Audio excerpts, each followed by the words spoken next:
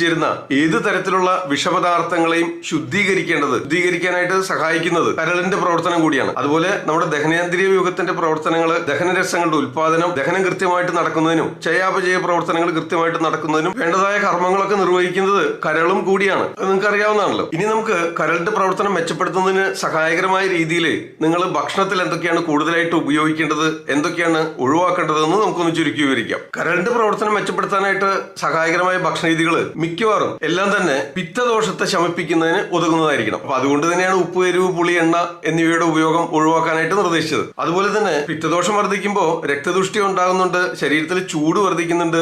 അപ്പൊ അതുകൊണ്ട് തന്നെ അതിന്റെ ഓപ്പോസിറ്റ് പ്രോപ്പർട്ടീസ് ഉള്ള ശരീരത്തിലെ ഊഷ്മാവിനെ നിയന്ത്രിക്കുന്ന, ശരീരത്തിൽ വർദ്ധിച്ചിരിക്കുന്ന പിത്തദോഷത്തെയും രക്തദുഷ്ടിയും ചൂടിനെയൊക്കെ കുറച്ചു കൊണ്ടുവരുന്നതിന് സഹായകരമായ രീതിയിൽ ശരീരത്തെ തണുപ്പിക്കുന്ന രീതിയിലുള്ള ഭക്ഷണ പദാർത്ഥങ്ങൾ കൂടുതലായിട്ട് ഉപയോഗിക്കാനായിട്ട് ശ്രദ്ധിക്കണം. അതായത് ദഹിച്ചതിന് ശേഷം ശരീരത്തിൽ തണുപ്പുളവാക്കുന്ന ഐസ്ക്രീമും കൂൾ ഡ്രിങ്ക്സും തണുത്ത വെള്ളം എല്ലാം